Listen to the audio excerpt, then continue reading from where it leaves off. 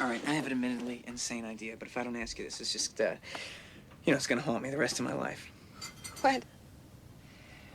I want to keep talking to you. I have no idea what your situation is, but I feel like we have some kind of connection, right? Yeah, me too. Yeah, right. Well, great. So listen, here's the deal. This is what we should do. You should get off the train with me here in Vienna and come check out the town. What? Come on, it'll be fun. Come on. What would we do? I don't know. All I know is I have to catch an Austrian Airlines flight tomorrow morning at 9:30, and I don't really have enough money for a hotel, so I was just gonna walk around. And it'd be a lot more fun if you came with me. And if I turn out to be some kind of psycho, you just get on the next train. All right. Think of it like this. Jump ahead 10, 20 years, okay? And you're married. And only your marriage doesn't have that same energy that it used to have. You start to blame your husband. You start to think about all those guys you've met in your life and what might have happened if you picked up with one of them, right? Well, I'm one of those guys. That's me. So think of this as time travel from then to now to find out what you're missing out on. See, what this really could be is a gigantic favor to both you and your future husband to find out that you're not missing out on anything. I'm just as big a loser as he is, totally unmotivated, totally boring, and you made the right choice and you're really happy.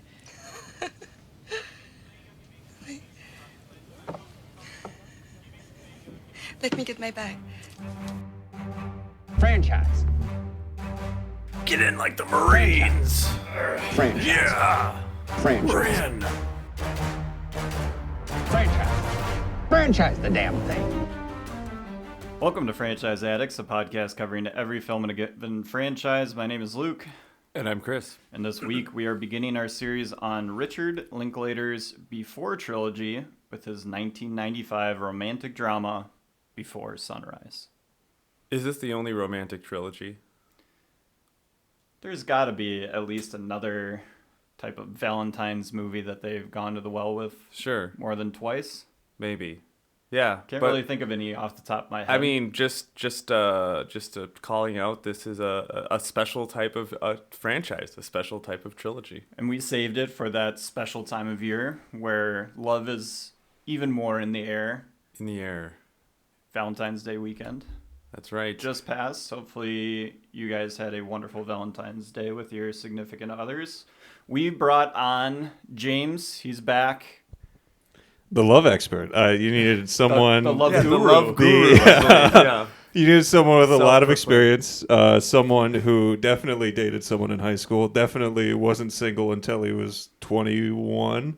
Yeah. Yeah. And he's 22 right now, ladies and gentlemen. Just started. Yeah, I know the most about love out of anyone in this room. Appreciate that about you. I bring this true happiness and optimism to this movie. Yeah, you're like a young Jesse. Whose name is James. He says, "My name is James. Everyone calls me Jesse." So this is a James movie through and through. This is all about James. Much like Chris Middleton, his name is also James. So it's just hidden Jameses all around. Oh, sad. James Chris Middleton? James Christian Middleton. Wow. Yeah. Christian with a K? Yeah. Whoa. Interesting times. No one calls him James. I believe, He is ashamed of his name. That's tough, but we are not ashamed to have you on this podcast. We had to get rid of Paul because this isn't about guns, Yeah, he's got rock and roll, blood, blowing people up. That's how he rolls. He said, "Guys, call me back when you got some more machine guns and SUVs going, through people." Yep. So we bring on James. We bring back Chris. I'm here. Between us, James and I are yet to be married, both engaged, and Chris is a divorcee. That's right. So we're bringing different levels of experience to this. We are the three trilogies. Yep. Yeah. I was married for a while, and I have been divorced for 10 years. So a lot of, but then, of course, experience with relationships and the ability to, look back at, my younger years, hopefully with some wisdom and also able to see the things that are, ultimately true, no matter where you are in life with love. So Before Sunrise, Chris, what was, do you have a recollection of the first time seeing this movie? No. I'm aware. I don't know when I first saw it. I think it was probably before Sunset. I don't know. Like I don't know if I saw that one first, which would of course not be the right way to do it. But I think that might have happened, or it was it was in the early 2000s. It was a DVD based on recommendation, something like that. How about you? I mean, if I caught this movie all the way through once, it would have been late high school, early college. Someone would have had it on in a house that I was living in, and I caught a majority of it.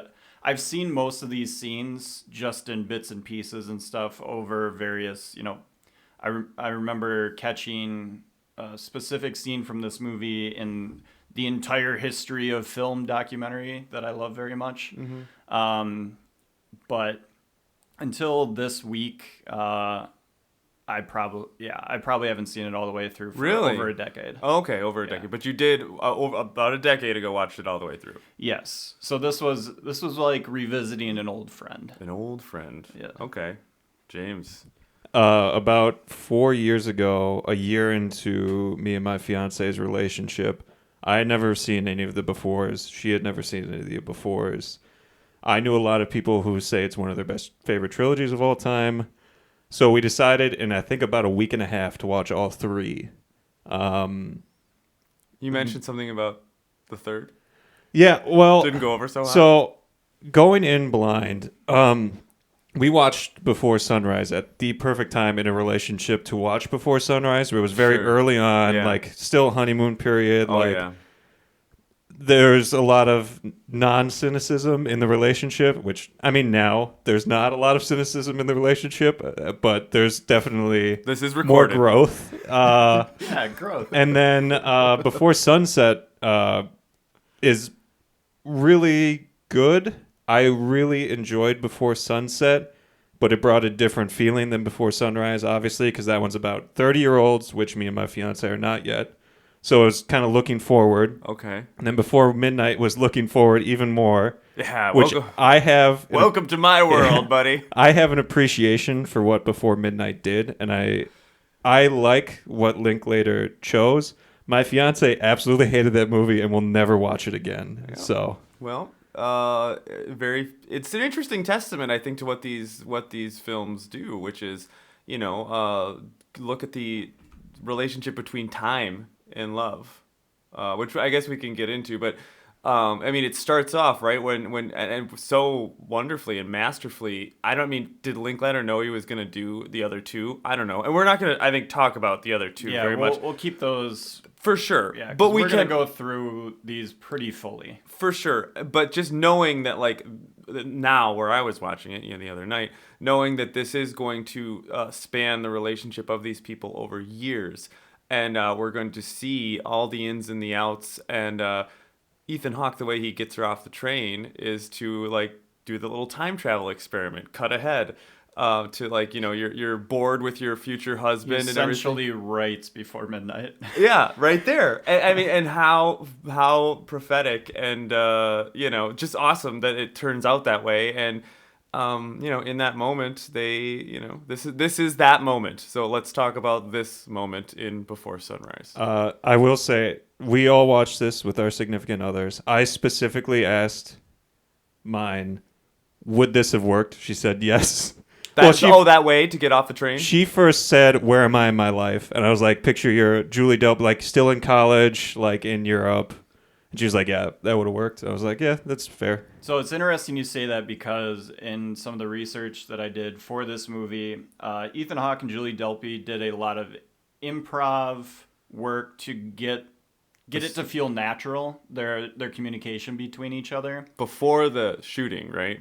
And during too. Okay. So they would workshop stuff, like particular scenes that weren't quite working, and this scene wasn't quite working.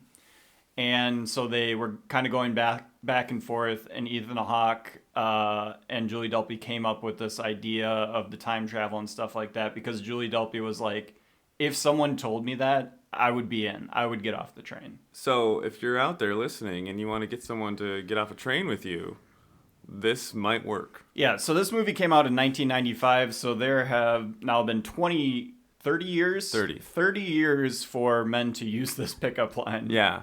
And I'm sure it has been done over and over and over. Wow. And over. How many American boys traveling, backpacking in Europe? She's like, are you before sunsetting me? I would. The inverse of what I asked. Do you think you guys could have, Come up in with Ethan something? Hawke's, would you have been able to convince a girl to get off the train with you? Not using his exact lines, but Not in your using prime, in your peak, So in now? your peak love doctor phase. Do you think you could have gotten a girl to get off the train and explore Vienna with you? Yeah. Maybe. Wow! I don't know. Wow! That was confident. Say it with your chest. Say yes. I mean, like if you're so inspired, I mean, who knows? I think it's definitely a big, it's a big thing to do. It's vulnerable. The only hope I would have had is Yeah. if I knew the book she was reading and Oh, could yeah, like for talk sure. to her about the book. Yeah. Because that would be a comfortable in for me. Yeah. As opposed to just like basically being like, hey, this couple that's arguing in front of us is annoying. Do you want to go grab coffee? Like, which is a pretty smooth way to do it because everyone is like frustrated with this couple. I've got more on what the couple is actually saying, I heard Yeah. about that too. which is great. Yeah, I would say similar to you. I think I would never have initiated, but if there was like a conversation happening, I think possibly. But That's that's that's the- most confident I could say. That's the great part about this initial opening scene is they're both doing different initiation. Oh, she's she's walking back. She sees him. She's like, okay, I'm taking the seat parallel to him, and they're both doing the lookovers and like trying to avoid eye contact, and like looking at the books they're reading. Like, is this an interesting enough person? What is his like reaction? Is he looking at the couple, going like, these guys are crazy? Just really well done.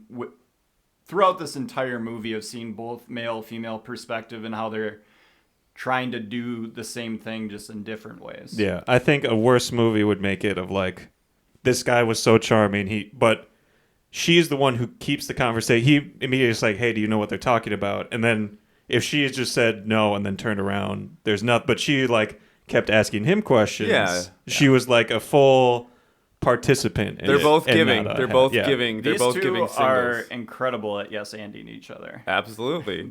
This is just improv 101. And it's how real. to do a relationship. It's real, which I think we'll talk about as the movie goes on. But it's not just like, Ryan Reynolds coming in and just being like very charming and having these quips and whatever. Like this is like a more real. Like you can tell that Ethan Hawke, Jesse, isn't. I mean, he's confident, but he's not super confident. Like he knows like maybe this isn't gonna work. He's gonna give it a shot. This is all done with a very good extent of realism. So this is a taste of what we're gonna go through. We're gonna really hammer into a lot of these scenes, but let's set this movie up a little bit more. 1995, director Richard Linklater, writer Richard Linklater, and his writing partner Kim Kryzan. It had a budget of $2.5 million, made about $5.5 million. Ooh, it made 22.5.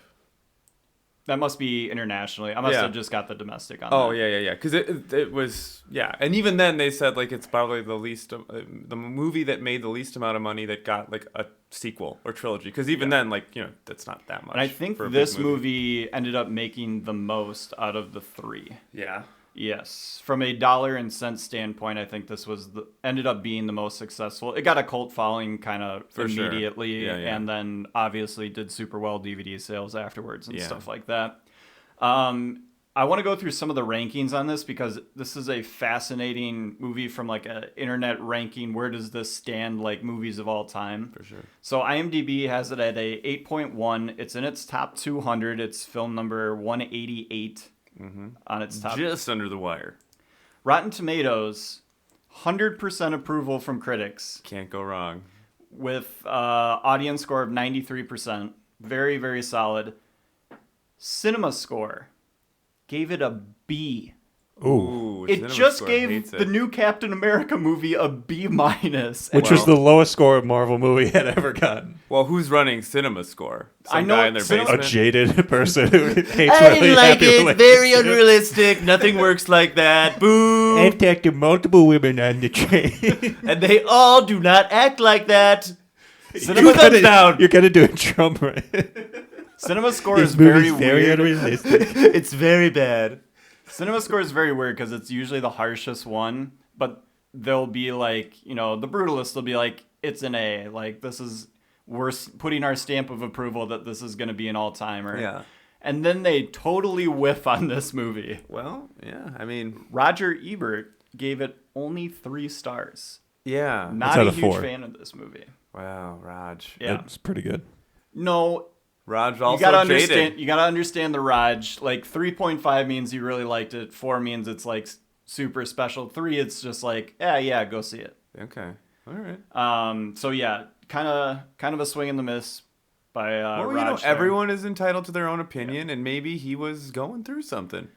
Could be. Maybe So he doesn't like love. this is written by Linklater because he had a personal experience with something very similar. He met a woman in Philadelphia, much like Jesse and Celine in the movie, and they had a night walking around Philadelphia, talking, getting to know each other, and then I think promised to see each other again and never did. Mm-hmm. He kind of made this movie to call out to her again, at which point he found out that she had tragically passed away.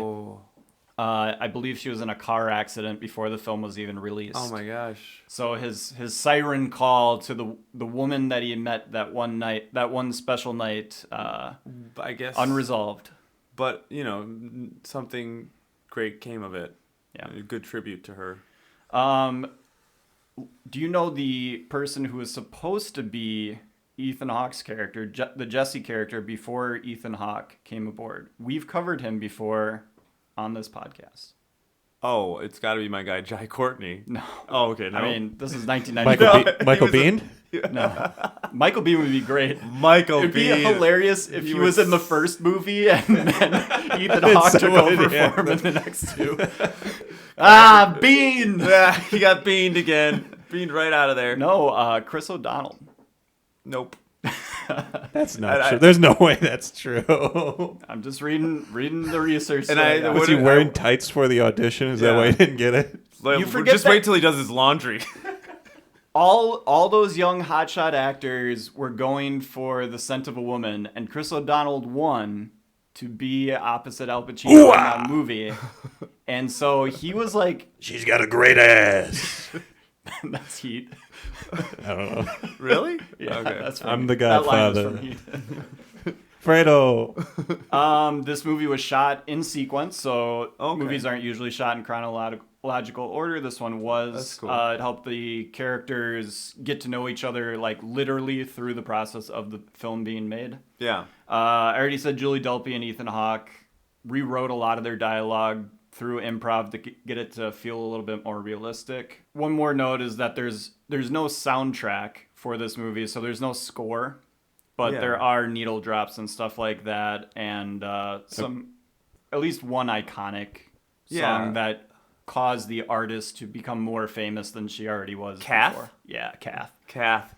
But another thing is Kath Bloom. Kath Bloom. Nothing that is too timely. Like, I think a lot of movies, like, you had your singles and stuff that was coming out at this time, and it was just very 90s, like you're going to have a Pearl Jam song in there or something like that. This did not do that. I'm just picturing them going into the listening booth and Even Jeremy. Flow comes on. They're just looking at each other. I caught his gaze during that wailing solo. Yeah! Hey, yeah! Yeah, so Ethan Hawke is coming off of Reality Bites, Yeah. where he plays Troy, which is basically just this character again, essentially.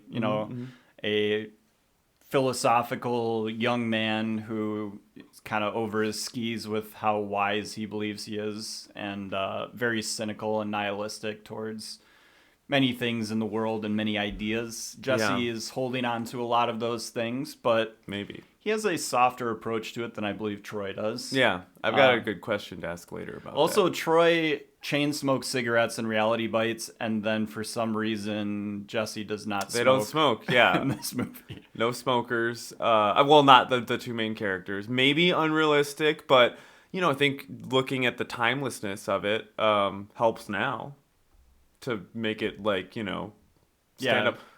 Because if they were just chain smoking the whole time, It would be a little weird to go back to. It does make, like you said, make it more of a timeless movie. Yeah.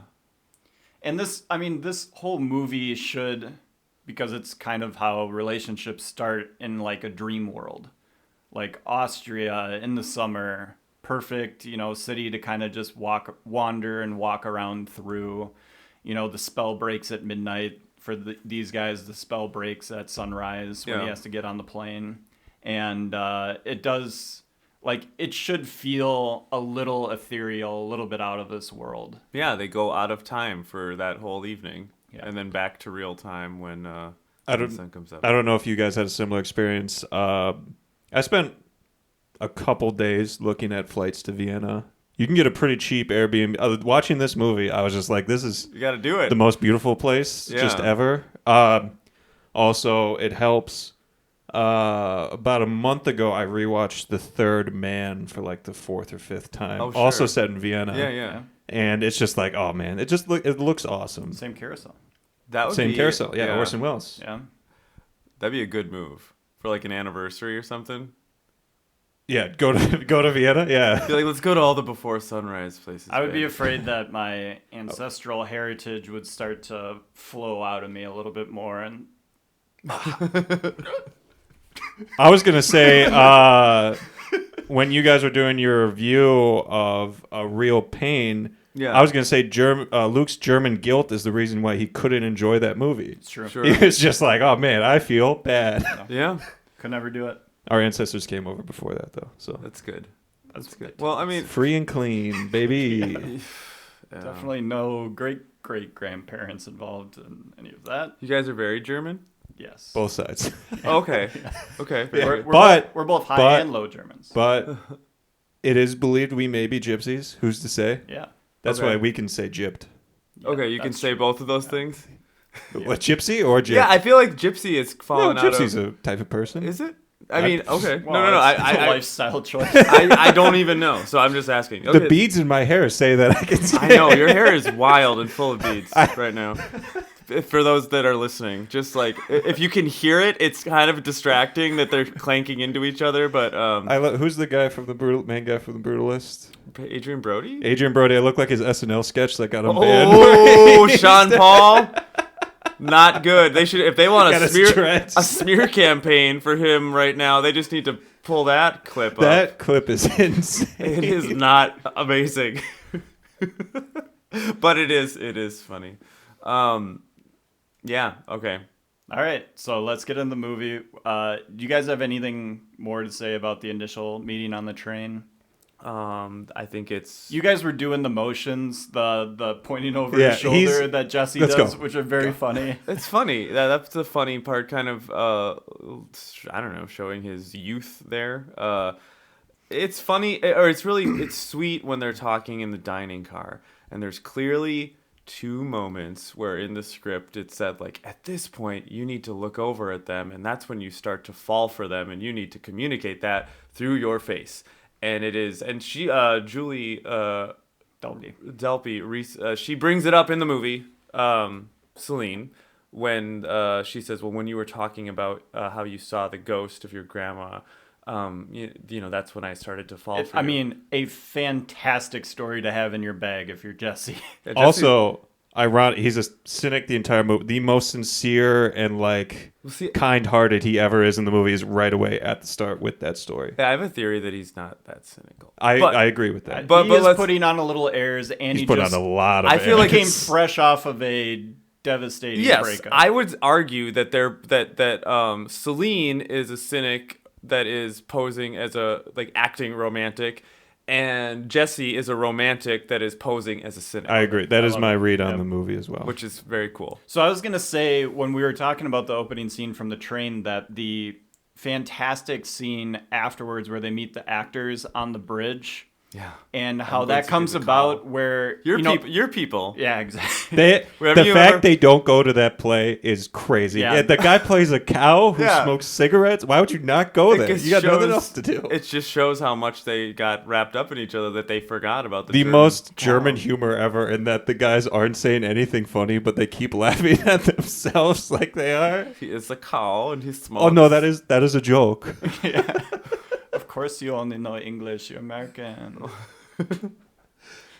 Yeah, it's But yeah, what I think you were gonna say, it's the most awkward scene is immediately after the train when which they is realism, Because they're right? so excited. They're like, yeah, We're let's gonna do do this. this! And then they walk around for 30 minutes. They're like, what do we do? Yeah, wow, this is insane. This is cool. So, yeah. Remember when I talked about my grandma? That was pretty cool, right? was wild, I am a man. sweetheart.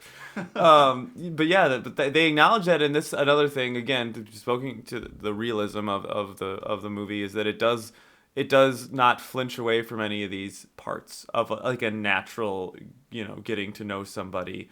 It doesn't fall into those trappings of like, okay, then they're falling in love. They're gonna go and start having drinks and this, and it's just gonna be this wonderful montage of like Hallmark love.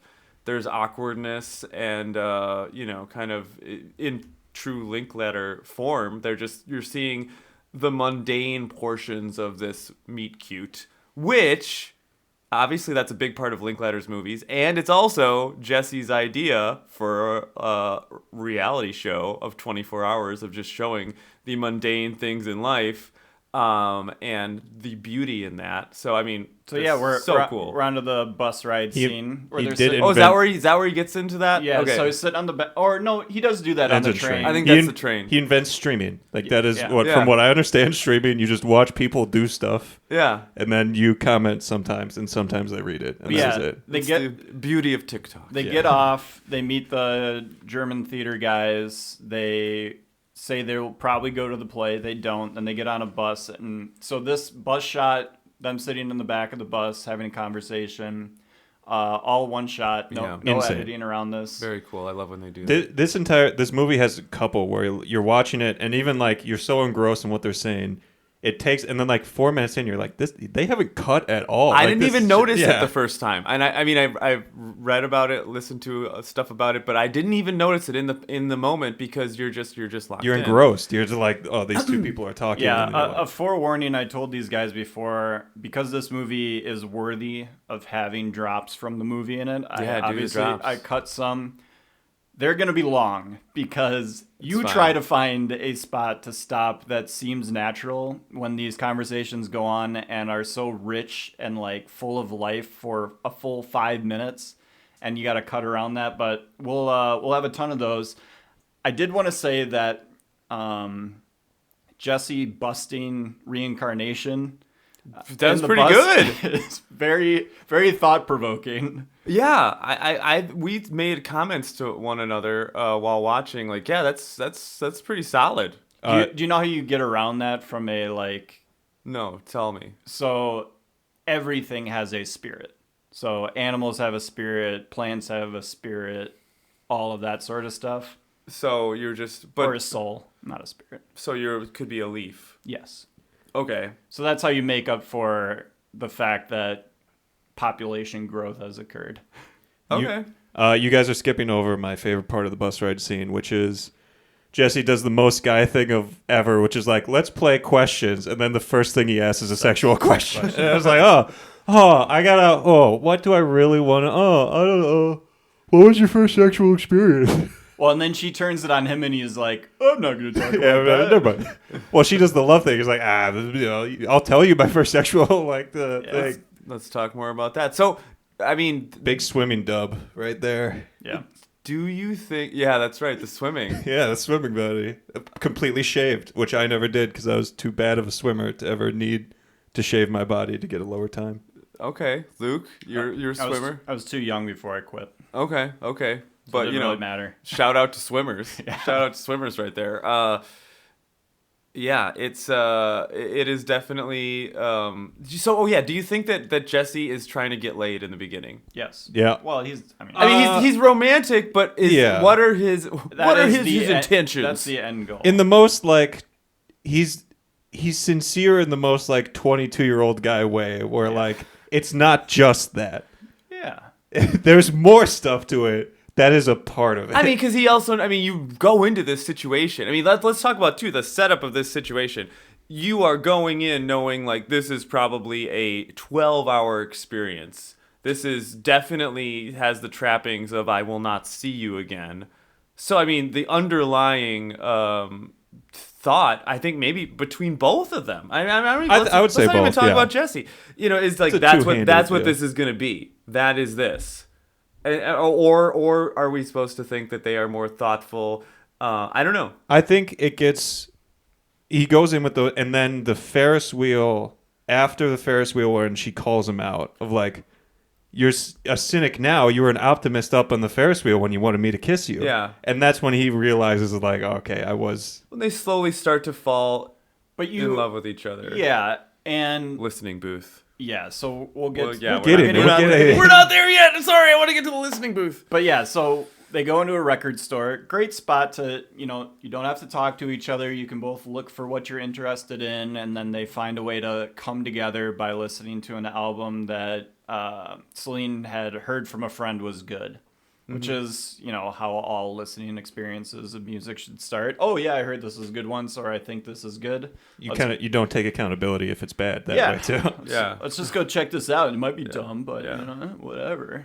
That's how I live my life. And we get their first like truly intimate moment, but intimate in the most awkward early stages of everything kind of coming together. They've had the meet cute, they've had the awkward, walking alongside each other, not knowing much to say. They've had a brief stint into the philosophical ideas that each one of them possesses.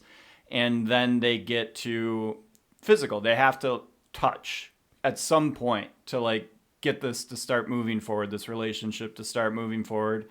And because we haven't gotten, obviously, to the carousel scene where they do finally kiss, spoiler, this scene sets everything up so well because everyone, again, has had this moment where you don't know, does a person want to be kissed? Is this going to be more than just us flirting at each other for a whole day? What's going on? And it just holds with no dialogue, watching their reactions back and forth as Kath Bloom plays. A little Kath for us now, ladies and gentlemen. I mean, who doesn't want to just This really gets me grab going. someone and Chris just... and Luke are recreated. They're just staring at each other. Wait, I'm looking away. I feel eyes upon me. No. Is that his shoulder? Guess sounds like Joni Mitchell. A little bit. Kath Bloom, not original. Come up with your own style of music, Kath. Yeah, it's just like much like who did the Big Yellow Taxis cover? Counting Crows? Counting Crows. I thought Counting Crows came up with Big Yellow Taxi, and then I heard Vanessa Carlton? the actual song. I was like, this is not a Counting Crows song. No. But the Counting Crows do it so well. Are you Kath Bloom fan? I had not heard of Kath Bloom prior to watching all right. this. You're too busy re-listening to Nirvana. Yeah, that's what I do most In of the utero. day. Yeah, mostly in utero all the time. Did you guys know there's a 20-minute silent scene at the end so they could make it a full album? That actually came up in our the Batman podcast. Wait, what happened? You brought up the Nirvana 20-minute, like the end thing. In Oh, the yeah. Batman That podcast. never mind. That's That on was Nevermind. Yeah. In utero. So. Very cool. I thought he meant he was listening to it in utero. I did not know that was an album. Oh, yeah, no, that's the follow-up. But So there was this video on Twitter of Post Malone playing with the Nirvana The band. I saw SNL 50 that. a year. Yeah, so I'm like, man, he's really good on the guitar and stuff like that. And then he started singing, and I'm like, whoa. yeah. People say they liked it. Like It they was said it was okay. a. If he didn't sing, it would be really good. It was But he doesn't fine. sound like Cobain at all. Yeah. But he's trying to sound like Cobain. He's putting soul and heart into it, like Cobain. It could be did. worse. I'll just say it could be worse, and I mean, I don't know. I would have. I mean, Saint Vincent did that too. She covered Lithium, but she did it all in her style. So yeah, but that's what you got to do. You got to make it so that it sounds good in your voice. yeah. But cool to see. I want to watch more of that concert. Yeah, I mean, Will Ferrell and Anna Gasteyer did a version of "Not Like Us," the Kendrick Lamar song, but as the two characters. That's what America needed. As the characters that they used to play in the early '90s, which was like the music teachers. Anyway. The Lonely Island medley was amazing With Lady Gaga? Lady Gaga. It was amazing.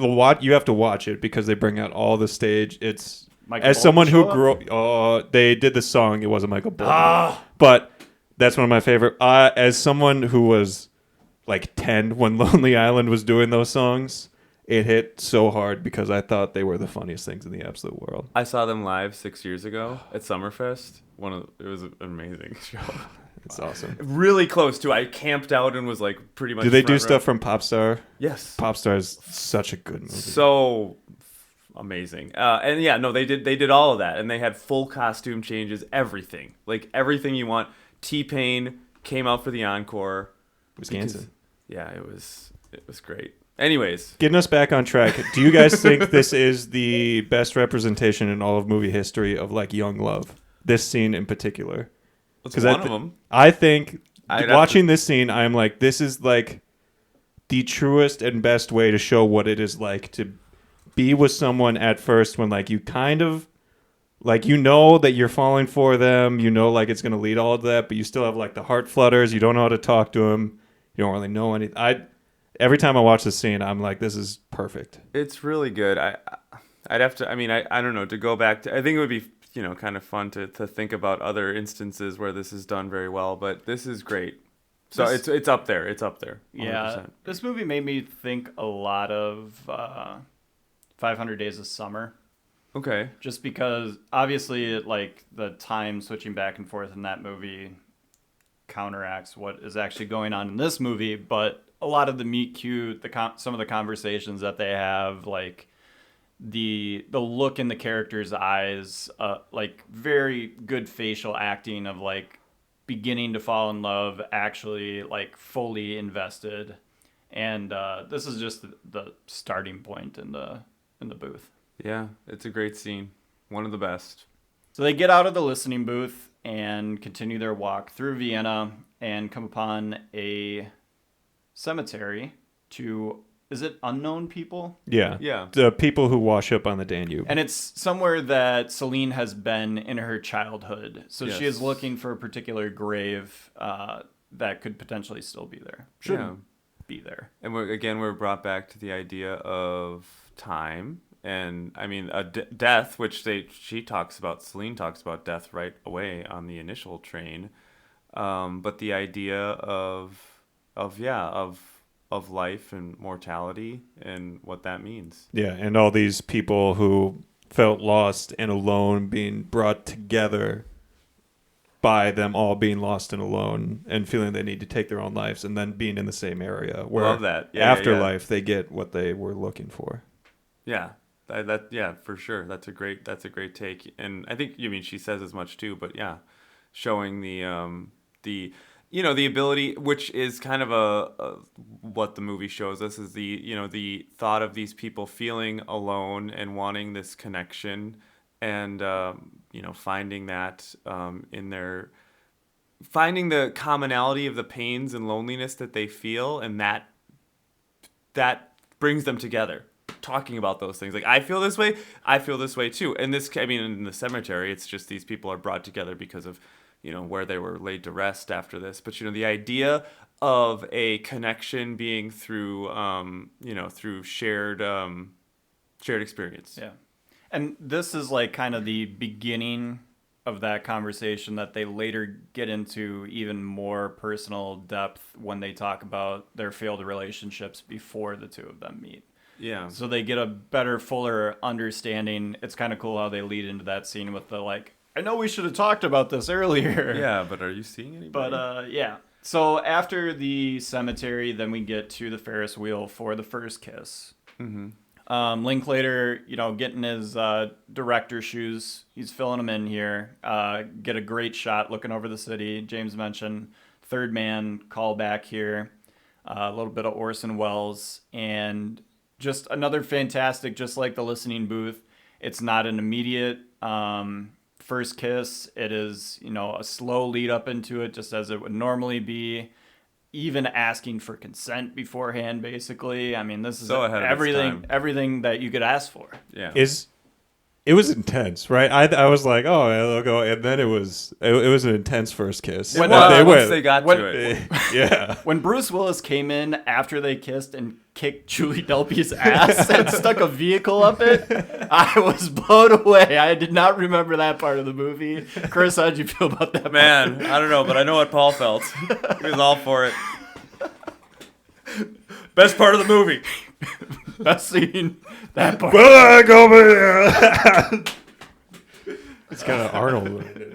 I need to sound more like a bear. That's what I just said Paul sounds like. He's just a bear sitting in a chair. Large hands. Bear in the chair. The first time I shook his hands, I was like, he's got Big hands. bear paws. Yeah. But yeah, I mean, everything that you could ask from a romantic setting. You get the kiss, leaning back in for that second so that you know that it clicked that first one. And I mean, this is just like one of the all-time great-looking first kiss romantic scenes. And it's wonderful. And also there's that embrace afterwards. Yeah, where she's like, she's doing the head lay on the shoulder. Yeah, so it's so good. Sensual, and it just embodies, it's a physical embodiment of the mental and emotional connection that they have fostered over the last 3-4 and hours. it's such a release of like the tension that I'm sure that it's been building up through the movie, through the characters, everything of like he's kind of it's just all there, and he doesn't stick the landing. Like he's still awkward, like trying to ask. He says like, something. Oh, it's romantic. The sunset. Does he say something like? I don't know if that happens later, where he's like, "Are you want to kiss me?" He's like, "I can do that." That's later. Yeah. Okay, That's but later. it's anyways, a little awkwardness, but once it hits, it hits. I do love, and this is piggybacking off of what James just said. After the first kiss, they cannot keep their hands off each other for the rest of the movie. Yeah. They are, they are pulling each other in for kisses. They got their hands holding after that. They're all in. They broke that barrier and they didn't look back. I gotta say, my least favorite part of this movie is the "I have a secret" thing, because I'm like, dude, just chill out. Yeah. The war. You're at a table at a rest. Like, calm down, man. The one cringy line that Jesse has, the super cringy line. Chris is looking befuddled, like that is not. He the says, "I have a coolest move secret," of all time. and then he has it like okay, lean no, in, now I get lean it. in, and then he just kisses that is lame. Yep. I thought that look on your face was, wait, that's not a cool move? I do that all the time. That's my go-to. I've never kissed my girlfriend without. Yeah, saying no, that I tell before. her constantly that I have secrets, and at this point she just knows. And she's like, okay, whatever. But yeah, I still have to say it. It's rivaled by She doesn't think it's annoying at all. opposite side of the coin of the best. I'm going to reference a different movie, Indiana Jones: Raiders of the Lost Ark, when he's doing the scene in the boat where he keeps pointing to parts of his body that hurt, and then finally he's just like, here. Oh right, yeah. And he's played it like a pouty baby. Yep. Oh, Harrison Ford's the best. He's the best. This movie would be great with Harrison Ford and Marianne. Oh my God. Harrison Ford is a much older Jesse. Well, if they did like the 70s, fan casting. But I want him playing his character from Shrinking as a younger man. Oh, I need to Shrinking's watch so that show. good. I need Shrinking to watch it. is so good. Okay, You would love it. That's You next would on my. That's Harrison on my- Ford, it's insane to see what he's doing in that show. Really? Yeah, and then see him in anything else that he's doing. Red where Hulk? he's just Regarding mailing it Henry, in. Regarding Henry, yeah, I mean that's a movie to talk about right now in 2025. Oh. it's big on those countdown podcasts, I hear. Should we tease our... Chris and I are talking about potentially doing a Chris and Luke recommend episode once a month due to the good reception that we had for our top 10 list. So maybe regarding Terrible. Henry, Horrible. will be on that. Horrible list. Guys, I want to tell you about this movie Horrible. regarding Henry. Not a horrible. All right, so James. It should be newer stuff though. That episode that it doesn't have to be, but just for anyone Neither listening. of you guys had Nosferatu on your list. Yeah, I never saw it. I to saw be it. fair, I never saw it. I saw it, and it's not in the top 10. Oh. It looks really good. You had a Nora in top 10. I forgive all of your sins. Thank you very much. Yeah, Luke hates Honora. It's insane. It's a boring movie. Also, my fiance thought it was she didn't listen to the episode. She didn't hear your emotional pitch towards Inside Out 2. She hates Inside Out 2. Wow. All right. I have never hey, seen it. to each But their own. from what you said, I To was each like, their okay, own. I get it. Yeah. But yeah, she did not like it. And, Well. yeah. She thought it invalidated your list. Wow. Of all the movies to invalidate. Yeah. my list. Also, the fact that Dune 2 wasn't top. Dune 2 is the best movie that came out. He last had year. it Right, at top 3. Yeah, it's 1. Yeah. You haven't seen the good stuff. Yeah, you gotta go watch The Brutalist and Sing Sing. Strange Darling. Oh yeah, Strange Darling. I too. seen Horizon Part 1. That's 3 hours. That's just like The Brutalist. Just It's like a it. lot like the. I Brutalist. haven't seen it, but I feel like think the I reaction believe has I been said on that show that it's the worst movie I saw last year. yeah, beating out the beast. But I've heard great things about Part 2. It could totally redeem itself. I will not be watching. But that's okay. Different strokes for different folks, which is, again, the beauty of all this. It's all subjectivity. And yeah, we're going to look to do that show. You'll probably get one of those after the Before trilogy is done. And it's probably going to center on newer releases, whether it is movies or television shows. But it's not just limited to that. We can always go back, throw in a Regarding Henry or something like it if we feel so inclined. Mosquito Coast. Oh my gosh, yeah. But do you know, Chris, what I would recommend? U-Turn with Sean Penn. It's a random ass movie. Okay, what? I would recommend getting on with Before. Let's Sunrise. recommend that and let's do it. So now we get into, they gotta sit at a cafe. They're in Europe. Gotta Mini sit at a cafes, cafe, yeah. mini cafe outside. I don't believe they order food the entire time. No eating. Yeah, no. There's Well, I no mean, he's eating. poor. He said he can't afford it. They buy stuff, though. What's weird though is it seems like Celine has some money. I Well, mean, they both she is a college student, They both pay the poet and maybe. but he's down to like change. Palm reader. Yeah, the palm reader. He's down to change. She's still pulling out Paper money. Paper money. I don't understand European bills. I feel it doesn't change sometimes the same amount as bills. Yeah, they have. Well, that sounds it works it that way here too. There's not a 25-cent bill. There's not like a $5 bill or a coin. There is a $5 bill. I got good news for you. $5 bill. What is this $5 bill? Odd Luke's just numbers. been spending 20s. Like That's all they I asked deal for with, change, and baby. he's like, I don't want coins. It's a single. I call anything less than $50 a coin.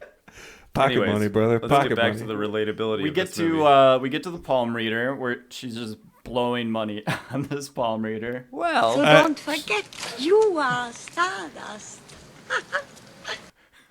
you are Stardust. You are Stardust. This is a scene where I had to like turn off of like I would react the same way that Jesse reacts, but I understand like there's a The whole romanticism, but the whole time I'm like, this is dumb. everything that Celine accuses Jesse of as they're after this interaction and before they meet the poet and even after they meet the poet, Rebecca is just looking at me going, "This is you," because sure. I would for sure be like, "Why'd you give your money to this person?" Like, They're just gonna this say is something to all make you feel dumb. good. Yeah, I like will it's say, I thought that while watching this movie, I was like, oh, Luke's got some Jesse tendencies. yes. This movie was very insightful to myself. Well, yeah, and I mean, I think is that like a general man thing, like masculine? Like, are we more like or is that just? But it's person that to like person? faux intellectual, like I know how this all works type of. He has- which is reaction to also things. presuming that Julie Delpy doesn't know, or like He's mansplaining. which a is little like, bit. I mean, of course she probably understands that logic. That it's like, yeah, she's probably gonna tell me something nice. yeah, if she didn't, she's not gonna be like, "You're gonna die tomorrow." Yeah. Good luck with that. yeah. It's the like, I am smart. I can see through these things. Why would I find joy in something where I look down on it? Where kind of the truly dope is like you can just have fun. You can just do stuff for fun. Doesn't need to be like you don't need to think about it or like understand it or try and explain it. And he is the most watching it. I assume when I watched it younger too, I immediately saw a lot of myself in him as well. Where you want to sound smart, you make up all these stuff. You've read one philosophy book, and you're like, this is the philosophy that makes the most sense in the world. There's nothing else that will change my mind about this ever. Any other book I read, I will view through this one lens. Now this is where I can have some of the fact that I am so much older than both of you come into play. That, I mean, I still have some of those tendencies for sure, but also with a little time, you understand like that's kind of just stupid. I mean, and again, have those same tendencies, but like, what is that? That's ultimately just, trying to put yourself above something else. And this is 50% of the conversations people have with me. Yeah, no, I mean, I understand that. Do you want to know why you're dumb? Yeah, exactly. Well, but that's something that happens. I think with age and with wisdom, and hopefully, maybe not though. Certainly that's not uniform. We learn to be more. We learn to try to understand each other, right? And to learn our own bullshit and our and just try to be more open to other things. But it's great because after the palm reader, as they're walking, next to the river, on the boardwalk basically, and she's kind of dogging him about, this philosophy that he has, not trusting people or just thinking the world's just out to get you and, trick you into thinking things that aren't actually true. And, she's not, put off by this reaction that Ethan Hawke's character has to this situation. She's not like, oh, you don't believe, oh, great, you're so smart. Yeah, way to go. And kind of ice him out after that. But it's also cool because I think, they said, do we just have our first fight or whatever? But they don't have their first fight, but that is a moment that I think is important in any relationship, which is the ability to speak honestly with one another. And and this is all happening very quickly because it's a 12-hour period here, and sometimes I think this takes much longer for couples to do because we all want to be delicate, we all want to. I don't know. We want to put our best foot forward, but they are able to just get into that. I'm just going to be real with you, and I believe as a result they grow closer. Yeah. Which is often, if people can go through this in a mindful, way, I think that is a lot of times what happens. So as a result, I obviously I had to pull the poem. Do it. So we're gonna listen to the poem. Milkshakes, baby. Milkshakes is your key word. By Daniel Plainview. Daydream delusion. Limousine eyelash. Oh, baby, with your pretty face. Drop a tear in my wine glass. Look at those big eyes. See what you mean to me. Sweet cakes and milkshakes. I'm a delusion angel. I'm a fantasy parade. I want you to know what I think. Don't want you to guess anymore. You have no idea where I came from. You have no idea where we're going. Lodged in life. Like branches in the river. Flowing downstream, caught in the current. I carry you. You'll carry me. That's how it could be. Don't you know me? Don't you know me by now? I love it. I think it sucks. I thought it was great. I fucking love it. I think it's pretty bad. Okay. Wow. I mean, let's talk about it. I don't like that particular kind of poetry to begin with. Where you're more of a beat guy. Well, it doesn't. I couldn't really pick up the rhyme scheme. It doesn't matter about rhyme. It doesn't matter. You talk to the type of poetry I love is the more free flowing. Yeah. Meter doesn't matter. Rhyming doesn't matter. Him talking about branches in the stream after every. I think the best line of the poem is the milkshake line, the sweet cakes and milkshakes. Which is, and then he turns into Ringo Starr for a second. like he's doing Ringo Starr English and then goes back to having a German accent. I think the best line is, "I want you to know what I'm thinking without me saying it," or whatever. That is. I mean that's just. I mean, It's very appropriate. I mean, whatever. I think I like it, and I think this guy pre-wrote all of this And and just just threw put in milkshakes? Yeah, that's why it's the only good line. I will say the last line just makes me think, if you don't know me by now, you'll never know. You'll never know. That's the only thing I thought of at the end of the poem. That's a song. Yeah, That's a song. that is a song. Who's that by? Eagles? Eagles? Oh yeah. Okay. That's the early Eagles. All right, right on. Yeah, you got your Nirvana. I'm bringing the soul of the I'm bringing Eagles back back, the baby. Don This is Henley. pre Joe Walsh Eagles Wow. before they became rock and roll. Okay. Yeah. I think it's really wonderful. Like it speaks to what they're going through in that moment, which is like, of course, that's a little fantastical that this guy could have just hit something. But I mean, he saw a couple, so I guess this could be retrofitted to any couple. He was kind of listening to their argument they were having before. Yeah. Oh, okay. Yeah, he for sure has been dropping eaves. So I love it. Promise I've been dropping no eaves, huh? I love it. I love I that. don't know why I did that like Shaq. Kidding.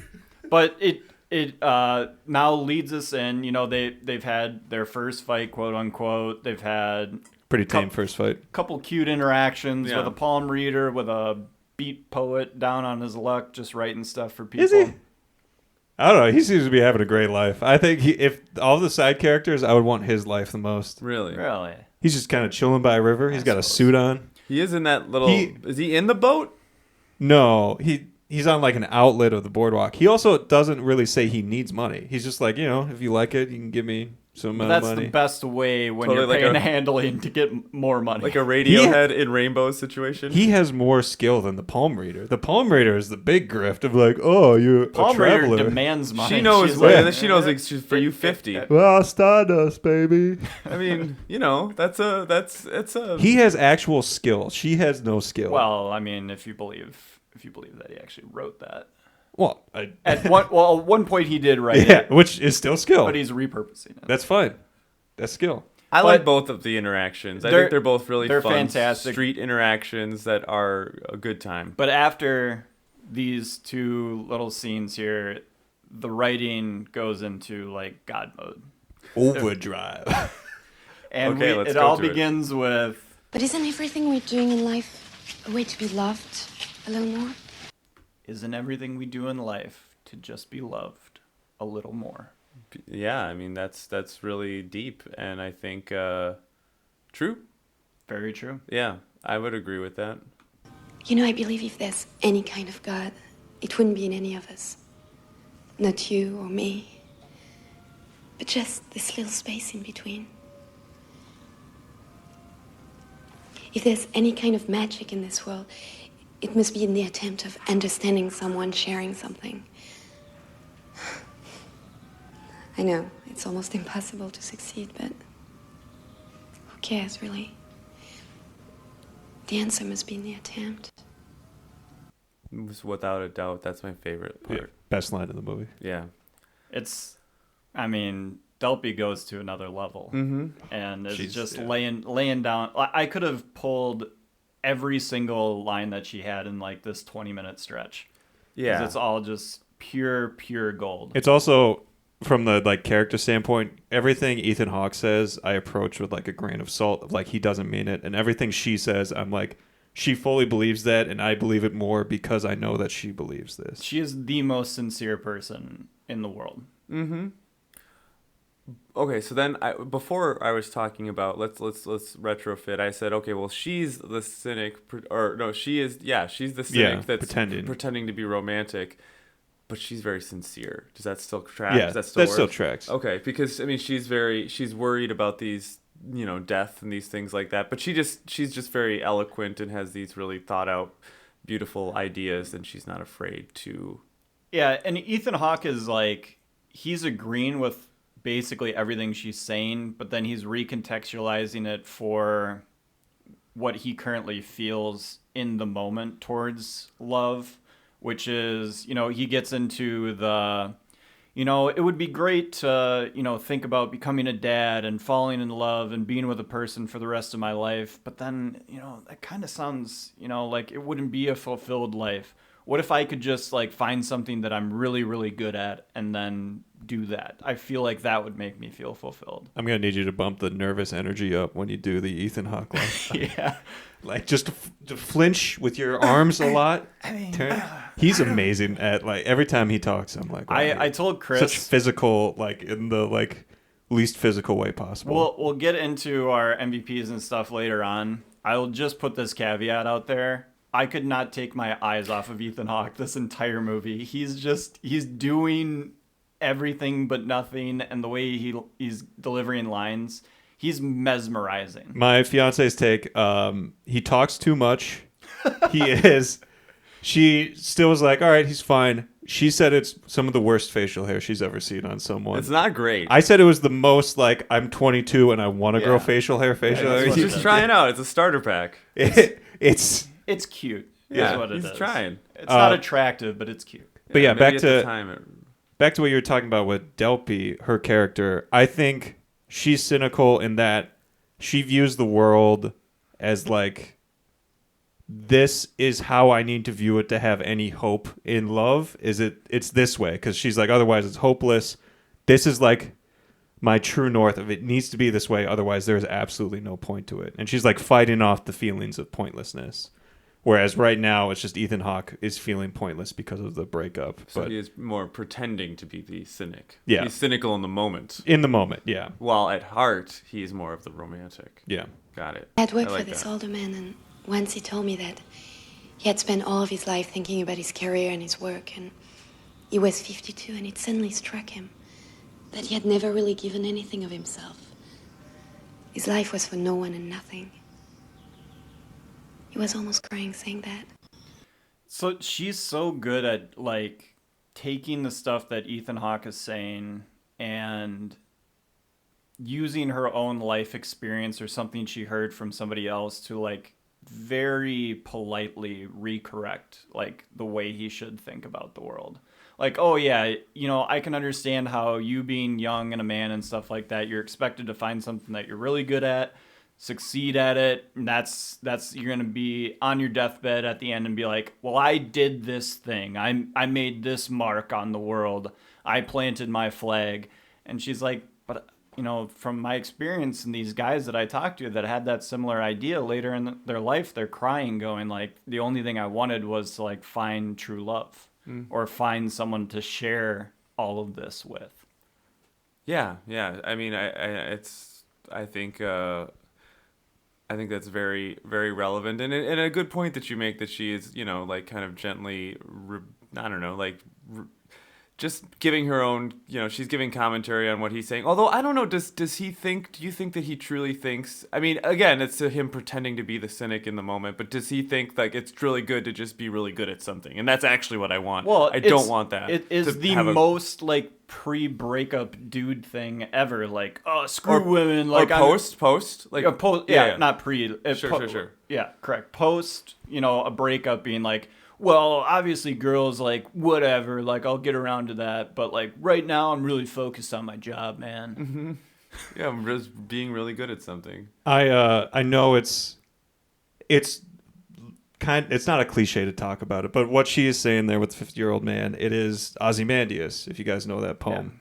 Oh, we've talked about it. Yeah, look upon my works, ye mighty in despair, and nothing around him remains. It's the most like Breaking Bad and everything. It is like, you can do everything in your life, but every rom-com is like, without love, it's nothing. And do you believe that to be true? Yes. Yeah, I think so too. I would say so. It's the not the Michael Scott of would you rather be feared or loved?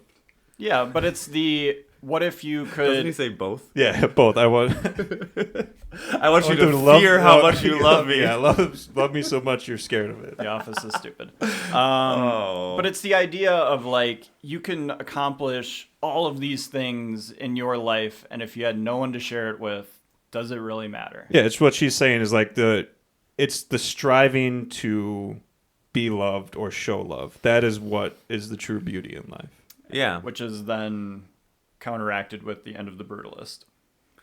Yeah. Yeah. I mean, so there's different art saying different things here, but I love what this is saying. And I think that, yeah, I mean, I want to believe this way. I want to believe, in Julie's idea. Which is what she's doing. She wants, I'm not sure, she might not truly believe it, but kind of like if you pretend to believe it enough, maybe it is true. Mm-hmm. Like you make your own reality that way. Yeah, so we then get to another scene in a pub. I think it's pretty cool how they're going around with the different people talking in different languages, having different, types of conversations and stuff like that. Showing Vienna. Yeah. And which is such he does a great job at that, and what a great place for a romantic movie. About to come to my biggest gripe in this movie. But. Okay. All right. Well, then we get to them sitting booth across from each other, and oh wait, never mind, we're not there yet. No. So Celine phone time decides to play a game that she likes to play, which is have fake conversations where you're really talking to each other, but you're faking that you're talking to your best friend. And good game. It works well for first date. Yeah, because I played a ton of Celine so far, we'll give the Jesse side of his telephone conversation. James, you're correct. Her side is way better. Yeah. And dude. Hey, dude. No, I'm saying her version where she's talking to her better. friend is so much more like heartfelt and meaningful and like the right words and right ways to do it. And then he kind of stumbles through it. What you're saying is correct too, but I was more saying is that a beautiful French woman talking is a lot more enjoyable for me than Ethan Hawke talking. So here's Jesse. I'm rapturous. And I'll tell you why. Rapturous. I met somebody on my last night in Europe. Can you believe that? That's incredible. I know. And you know how they say we're all each other's demons and angels? Trying to sound well, smart. She was literally a Botticelli angel. Oh, Just yeah. telling me that everything was going to be okay. How did you meet? On the train. Yeah, she was sitting next to this very weird couple that started fighting, so she had to move. She sat right across the aisle from me. So we started to talk. And she didn't like me much at first. She's super smart, very passionate, wicked smart, and beautiful. And I was so unsure of myself. I thought everything I said sounded so stupid. Oh, man. I wouldn't worry about that. No. No, I'm sure she was not judging you. No, and by the way, she sat next to you, no? I'm sure she did it in purpose. Oh, yeah? Yeah. She's so good. Oh, so good. He's great too, though. I mean, what he's doing is really great, but she always kind of gets the best lines at the end. No, she's wonderful. It's the great balancing part of this movie, where if this was all just her kind of listening to Ethan Hawke ramble on and on about it would suck himself, basically, it would suck so hard, and she is always able to pull him up, make what he's saying sound even better, make the conversations be just a touch more meaningful than what he's trying to do.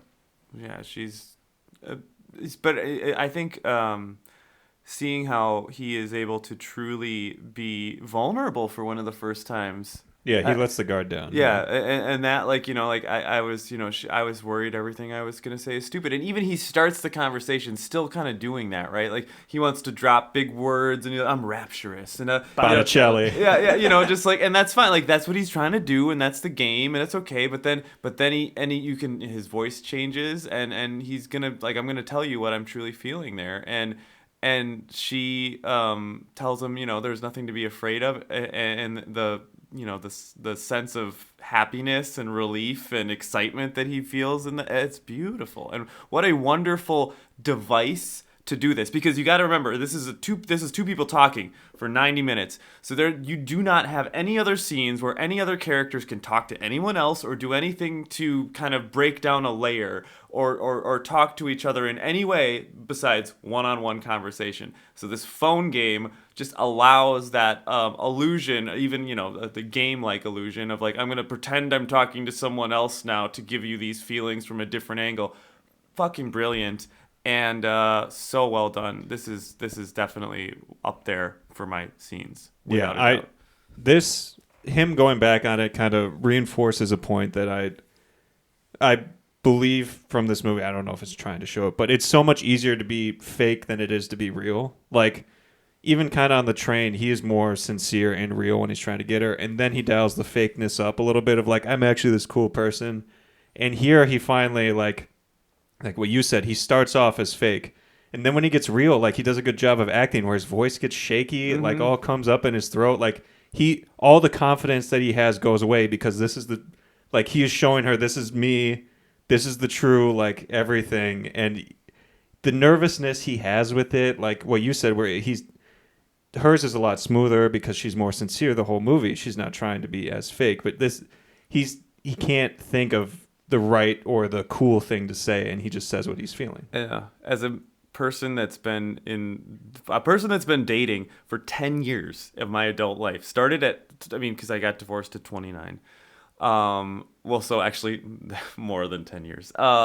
But that's been doing that, and talking about how, it can be very easy to have this, to lead with such an, like, I don't want to say fake that, but like an air of like, this is the best version of me that I want you to see. And I'm going to do some flashy things. And hey, I play music and this, that, and the other.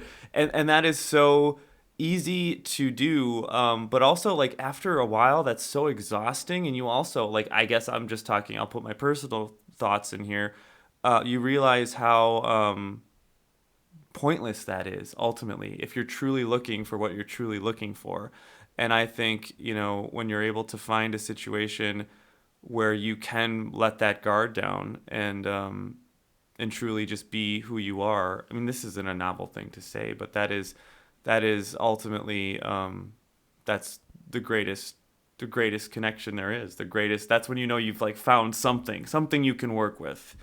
And I've just spent a lot of time in my life not being that person. And so when I have the ability to be that person who is me, who is vulnerable, it's just like you realize like that's what I want. That's where I want to stay. That's what authenticity is, obviously. And you value it that much more. Yeah, and it's reinforced later in the movie where he says his fear is that she will get to know him and hate him. And she's like, that's what I think true love is knowing someone, knowing their tics, knowing what they're going to wear, knowing what they're going to say.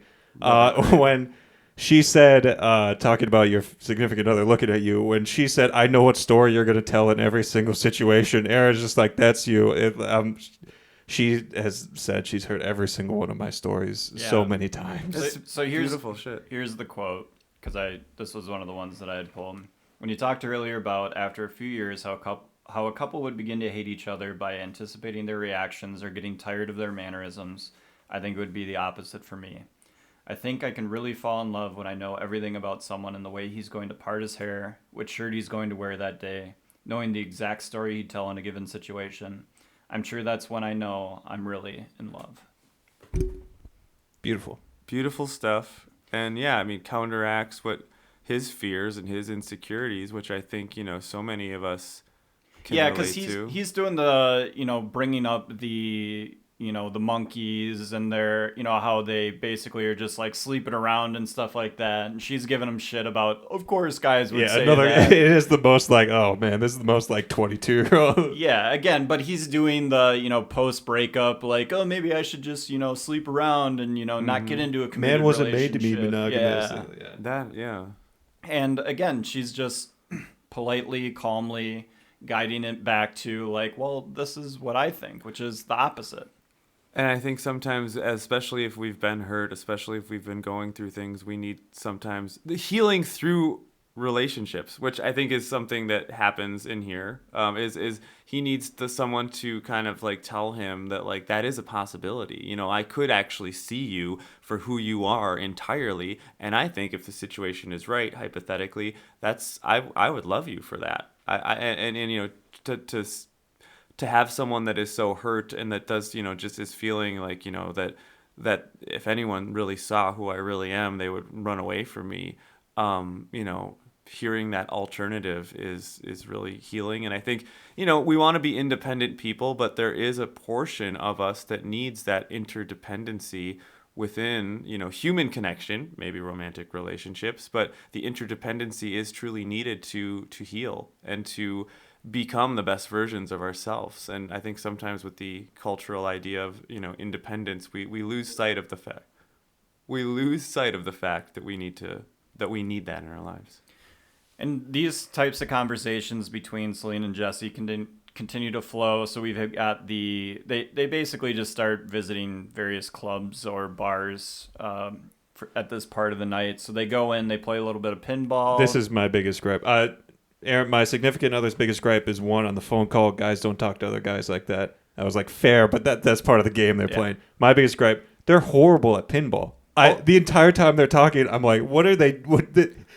It's like 5 seconds. Like pinball game should last like 2 minutes, 3 minutes. Can I also piggyback off there and say, where did they put the quarters in, or the whatever they're just currency? kind of It's endless pinball. Is this just a free pinball situation? This could be like the ultimate hipster bar, and they're just True. like, yeah, unlimited pinball. Maybe. The score doesn't matter, man. Yeah, I just it's was about having conversations while doing something. Yeah, the American, Also, was that guy on the guitar singing in English? He was. I was gonna say. I thought I was mad that we only came in for like the last 30 he was seconds of pretty that good. song. I kind of like that song. Yeah, he was feeling the power or something. I don't know. He was also the most like Wisconsinite part of me was just like, man, they're kind of nursing those beers. Also, wanted to bring up, he was like, do you think they have Old Milwaukee here? I was like, Milwaukee connection. Shout out to the hometown. Yeah. Do you think?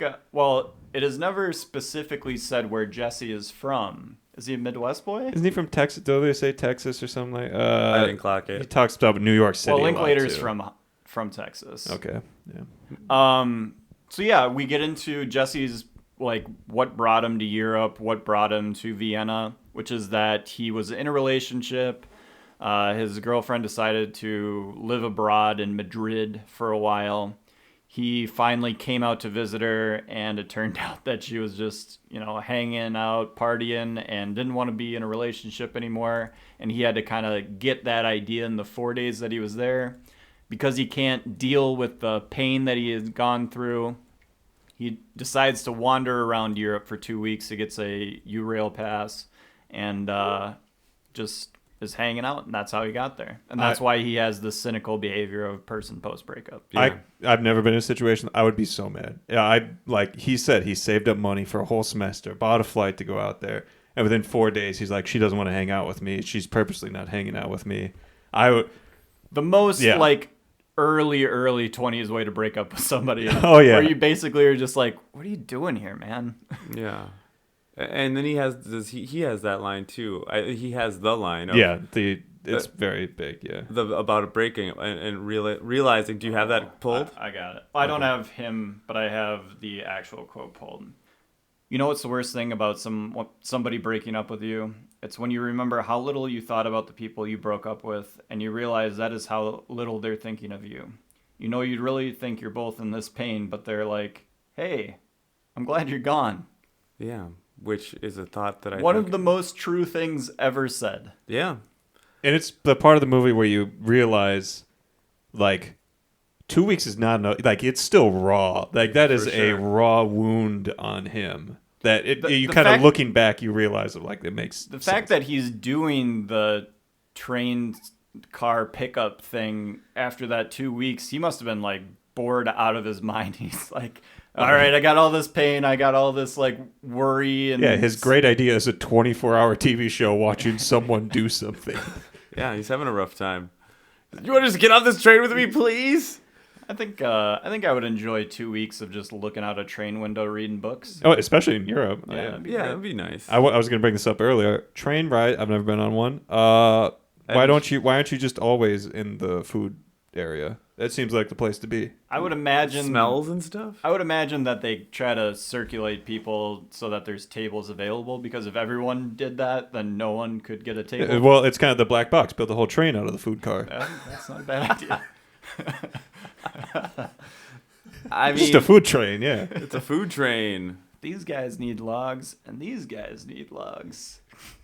You go, it would be nice. You go like one, he was like, oh, here's the German train, and then you go to the English train, and then you go to the Irish train. You just got different denominations going on there. Planes they're food planes.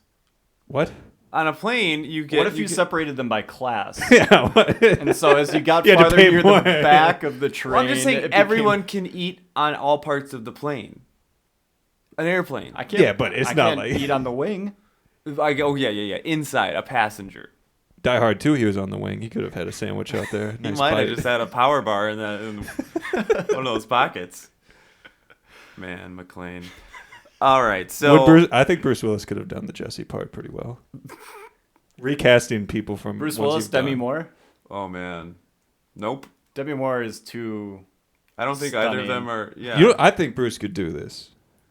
I mean, he could do it better than Schwarzenegger or Stallone. Yeah. Stallone tried to do this to be hilarious. You want to get out this train with me? Just cut together every Adrian Rocky scene. not even thinking of you at all. I want him to be on a train and he's doing the turtle speech. Got this new idea for a show. Hey, Paulie, I got this robot. For some reason, it's a maid. Why does my son suck at acting? Where are we? So they've been playing pinball. Pinball, They then go up onto a rooftop, look out over the city again. Very gorgeous shot of the cityscape of Vienna. They then, they want to get a little bit more drink in. They want to, start potentially fooling around a little bit more. So they got to go get some alcohol, but they are out of money. So he cons a. It's not a con. It's a little bit The of a guy con. knows Runs what he's into the getting nicest into. bartender The guy knows what he's getting into. in Vienna. Yeah. I mean, it's a con in the fact that he's like, "Oh yeah, give me your address." But then he never does. He never gives Yeah. it. So I feel like the I think bartender's the guy aware. gets it. He gets it. He's like, I'm not. I also- Why was he giving him such a hard time? If he gets it, barely, like, yeah. get it. And be I like, gotta "Man, say- I got you. I don't know if it's a hot take. I think this is the hottest Julie Delpy is when she's stealing the wine glasses. They kept looking back at her, and she's like slowly. He's got a klepto kink. Yeah, every time they cut back, she's like holding the bag. I was like, oh man, yeah, it's good. The heist part of the whole. Yeah. It's probably the Who most among us hasn't romantic. gotten turned on by a heist? It's the most why romantic Ocean's 8 was comedy made. scene of the movie. Yeah, no, it's fun. He gets Yeah. the wine. It's cool. I don't know. It puts them in a different situation. That's kind of gives a little bit of breath to them having serious conversations. Real question: how cheap of a bottle? That's got to be like the cheapest bottle he's got, like Yes. $3. Yeah, it's No, probably well, not the finest. As a But who knows? former bartender, I will say that if the bar is not specifically a wine bar, usually your whites and reds that you have behind the bar to serve to people that want to drink wine are pretty cheap to begin with anyway. They're like $10 bottles, Okay. if not less. And so if you're ever at a bar that does not have multiple wines available, you're probably getting shit wine. I gotta say that German guy's hair was. He had a cool vibe, cool shirt. He did have a cool hair. vibe. Yeah, very cool vibe. Yeah, that guy. I mean, where's the movie about what he's going through? A night at his bar. Die Hard. He's one of the goons. He's actually the bad guy in Die Hard 2. Yeah. So they get the wine and then they go Then they frolicking. litter it. They do. They don't care about the environment. It's 1995. Yeah, that's so. true. So they go find a park and fornicate in said park. Maybe. Potential. I think they Probably sealed the deal. so. 100%. Sealed the deal. Probably but so. In the most cliched now, like the girl's like, actually, I don't want to sleep with you because that's gonna ruin everything. And the guy goes, Let's meet. Oh yeah. It's We don't even. We don't. yeah, I was thinking the same thing. We don't actually. need to do that at all. Gross. My God, First what? off. Oh, you sleeping together? Oh my God, no! I was just like, no, I was like, if I fall asleep is what I was doing. Yeah, I mean, wake me up later. Yeah, but, like, no, this is not whatever. even But on that, my radar. The little scene that happens after, because that's you've seen that scene in the movie. I don't think it's the strongest scene in the movie. It's still very good, very meaningful. But the part after where they're walking again after morning lights come up, Harpsichord. guys playing the harpsichord, little Johann Sebastian Bach, Oh yeah. and they do the little dance Do a little dance. He takes the picture with his mind. with his mind. Mental Look at picture. that, you millennials. That's how we had to do it back in the day. Yeah, get off your phones. We had to stop use taking pictures when you're at concerts and videos and stuff. You can remember with your mind. Yep, that's what I was constantly doing in the 90s, just putting my fingers up like that. I don't think he puts his fingers up. I think he just stares at her in a meaningful way. He doesn't? He doesn't do the frame? He does not. Oh, okay, that was just my... But I absolutely adore that little part. It's of the great. scene. It's great, and it's cool, just peeking in on this, random man playing a harpsichord. And Well, I will say, Vienna is like the music capital of the world. Like Bach, Mozart, Vienna's cracking with music, and the harpsichord is like one of the biggest instruments for like really Mozart. cool. Yeah, Yeah, ever present. and he also says in that scene, like, well, now we're back in real time. So that's when the end starts. Yeah, the magic is beginning to wear off. The pumpkins or the cart to Cinderella's turning back to normal. Nailed it. Killing this metaphor. It's the cart This analogy. turning back into the thing that it is. Very cool cut to scene of them in front of the fountain. Yeah. Or is it just a statue? I don't think it's actually. Yeah, I think it's where she's on his. She's laying on down, him. Yeah. And then that's when she asks for the Cinematic. kiss again. Yeah. And then they've gotta go back to the train station. Which also they've decided that they're not gonna.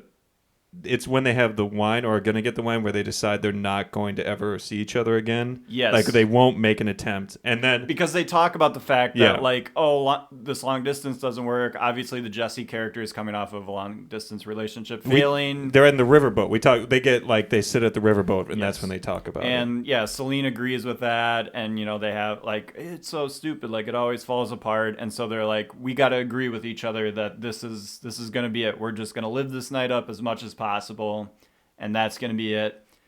So we have this idea going into them going back to the train station where they first jumped off the train together, and Celine's got to get on the train.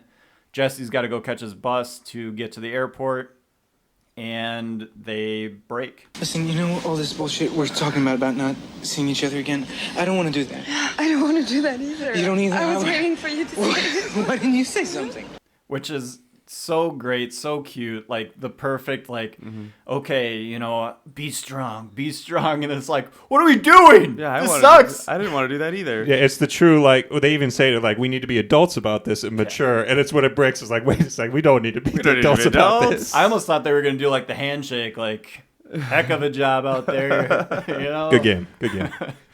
I think that but before when we were talking about the fact that they do decide that this will just be in this moment and they will not meet up again, or most likely will not, or whatever, that is one of the secret tricks or one of the beautiful, tricks of this movie is that she says something like, we're going to have no projections, no illusions. And so much of a relationship, right, is about those projections or illusions, or how does a projection or illusion on how this is going to work out the next day, the next week, the next month and year. How much does that affect who we are or how we show up to a relationship in the moment because of our own insecurities, our fears, our things like that. But they, by saying this is just now, this is this moment, this is we're stepping out of normal time to have this, this connection with no strings attached, but it's going to be this emotional, no strings attached connection. They're able to truly be themselves and truly connect on a level where they don't have to worry about any of that. And isn't that the most pure form of connection?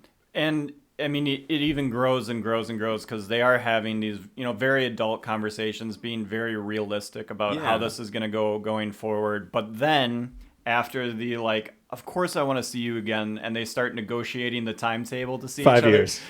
She's 5 years. 5 years. He's like, yeah, what? 5 years? So then a year, and then he comes back with 6 months.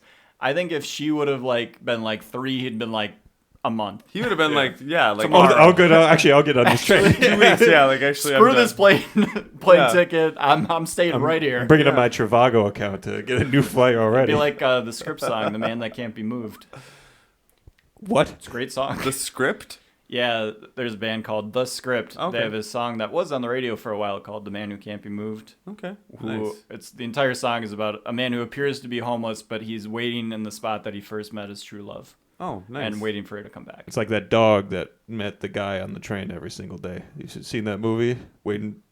It's a dog who learning so much. Yeah, the Guffman? guy comes guy comes back, and there's always a dog there. His dog meets him every time at the train station, and then I think the guy has a heart attack at work, so the dog always goes to the train station every day, so sad. and he never comes killing me. back.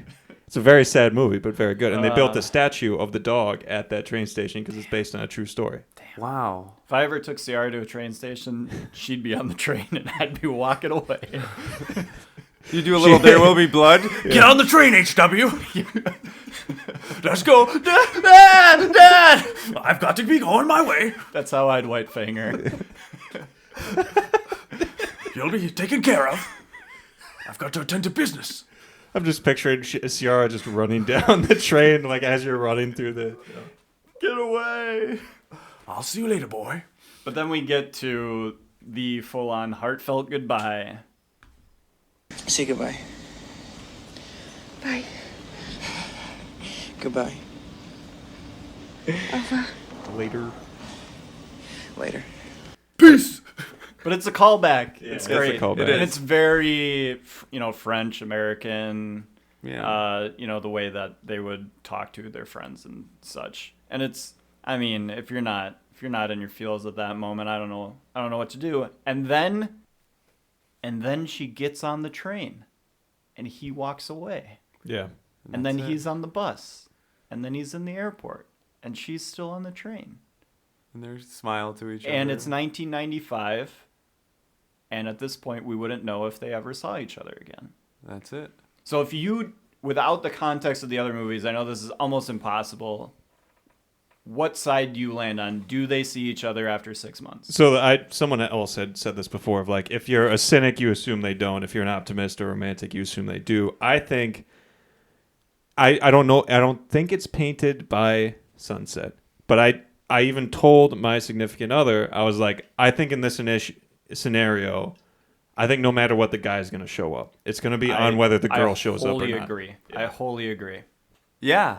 Jesse is for sure there in 6 months. Whether or not Celine What do you think that says? Why? Why is that? Because I think if he's willing... I mean, he's obviously the He's one... got to go on a plane. That's true, but he's also the one, like, lowering the timetable, 5 years? No way. Like, I want to see you... Like, guys, it's... Hyperfixation. Yeah, it's like, I found this thing, and now it's going away. I got to get it back. Yeah. And for me, it seems that, like, women are a lot more capable of, like, being like, yeah, this was amazing. I love this experience. Like, this guy is really, really great. But, like, it is 6 months, and my life is changing. Am I a student? And, like, maybe she just finds herself at a different point of her life 6 months from now, whereas I think what James is saying is the guy is this is all he's going to think about for 6 months. Yeah, interesting. Yeah, it's I don't disagree. And it's not like I don't think Celine meant anything that she said, or that the night didn't mean as much to her as it did to him. It's just the way I feel at the end of the movie is that he for sure is going to be there. Whether or not she comes is a mystery. Yeah, I'd like to believe that again, without knowing anything about anything else, I'd like to believe that they show up. But again, that's the romantic. Again, if I were to have a friend that was telling me this story and he's like, oh yeah, and then we agreed we were going to meet in 6 months, I'd be like, that's not going to happen. Yeah, oh buddy. No way this attractive French girl from Paris is showing up. Yeah. It sounds like the most fake story you could tell. It's like, oh, actually, I convinced her to get off the train. Then we walked around for a while. She's totally in love with me. But I took a picture with my mind, man. It's in my mind. There's a harpsichoid there. I swear. I should ask him. Yeah, of course you had sex in a park. Yeah. That grass, Europe, baby. That grass looked really comfortable. That's gonna be that seemed like a great place to sleep. Like that grass with the trees over. It seemed like very cozy, peaceful. I don't think they were sleeping. They weren't sleeping or eating. But it is. Were they robots? Yeah. some weird dystopian future. I was gonna say I swallowed this joke Where Hitler, earlier. Hitler won the war and Vienna's like the center of culture. I swallowed this joke earlier. You said there was no score in this movie, and I said I'm pretty sure Ethan Hawke scores in this movie. Hey-o. Wow. And with that, let's get into our awards. Yeah, let's do it. What else scored in this movie? James, what is your favorite scene in the movie? I want it to not be the listening booth. It's the listening booth by far. I could watch that on loop, on repeat. No, it's so beautiful. It is. Mm-hmm. It's just perfect. Yep. Me now? Showing, not telling. Yeah, for sure. Listening booth is up there, and I would go back and forth between that scene for my favorite, and then but I ultimately, even if you chose that, I'm still gonna pick, and I was going to pick the fake phone conversation. That's my favorite. It just shows, yeah. I mean, whatever. We already talked about why the fact that it shows vulnerability, the fact that it's like this avenue to kind of talk with this once removed, this layer of separation, and it also shows them both having a lot of fun. And so you just get a lot, and I love that part so much. Something we didn't talk about, the dickhead American being like, well, this waiter would be fired in New York City because they haven't gotten here. And I'm like, calm down, New York man. City. Just dunking on Americans all the way through this. So I told Chris I was going to cheat on my favorite scene. You did say that. If I could pick a dialogue scene, it would be the conversation they're having in the alleyway where they're sitting on the pallets. I think just looking at that shot is so perfect, and then he like even pulls back from it and all that. So, like, really, really gorgeous set design on that and the way it's shot. And then obviously that's when I said the movie starts cooking with the dialogue and the conversation they're having back and forth. But that doesn't mean that I love that dialogue scene more than the 60 other ones that occur throughout the movie. So I'm going to pick the part of the movie with no dialogue. That's not the photo booth scene. It is the Listening ending. booth. Yes, the ending. Yeah, where ending's great. they revisit every spot that Yes. they were. It is. It's That's not a amazing. cheat. That's not a cheat. That's great. It's the most perfect ending to a romantic movie ever. Yeah, because I had been a while since I had seen it, and I was thinking to myself as this ended, I'm like, oh yeah, what are they? This is tricky to end because I know that they both just have to leave. So do they leave and then does it just fade to black? But no, it's showing the life that they put into all those spaces is just so effective. I think it does such an amazing job of like even showing you of like even it's a lesson for life of like you can infuse so much into a place and a time so that looking back on it, even though you're not there, nothing that it wells up in you of like, man, it's such a great like lesson in life of like, you can infuse this into everything. And this is... And don't they talk about, I'm sorry, but don't they talk about like, and this is something I've thought about, that like in these spaces that we are in right now, all these people have been here and all these things have happened and like, you know, like, so just like, again, showing like the space, like that, those settings, like such important things in the past 12 hours had happened there, and now they're just space. Well, it goes back to the idea of when Jesse's talking about having the 24-hour live stream, basically. He brings up the comparison of like, why is it beautiful to watch a dog sleeping in the sun, but it's not beautiful watching a person take money out of an ATM? It's like there's the meaning and intention that people put into the things that they're looking at on screen. And to have the entire movie occur with all this life, with all this meaning of these two characters in these locations, and then coming back at the end of the movie to see those locations without those two people in them, and how your mind is able to remember part of the movie that was there, but then also be able to clearly see the differentiation between this is just a park with now a wine bottle and 2 glasses in it. That person that's walking by basically not paying attention to those things is how we're walking through life missing, you know, someone could be on this amazing first date and we're just the person walking on the other side of the street that has no idea. And it's perfect because it's the way that my mind works, especially with memory, of like having a more photographic visual memory. And this is how I would think back on this night. I would try to picture the places that we were and then remember what happened in those places. And then especially the idea, that we kind of all shared with Ethan Hawke and these guys coming back to the same spot, back to Vienna. They could go back to these locations, and is it going to be as good as that first time? Like there's even that idea of like, was this just kind of a one-hit wonder? Was that spot only meaningful for that moment in that time in this location? And if you come back to it in 6 months and we try to recreate it, are we going to be able to recreate it as good as it was before?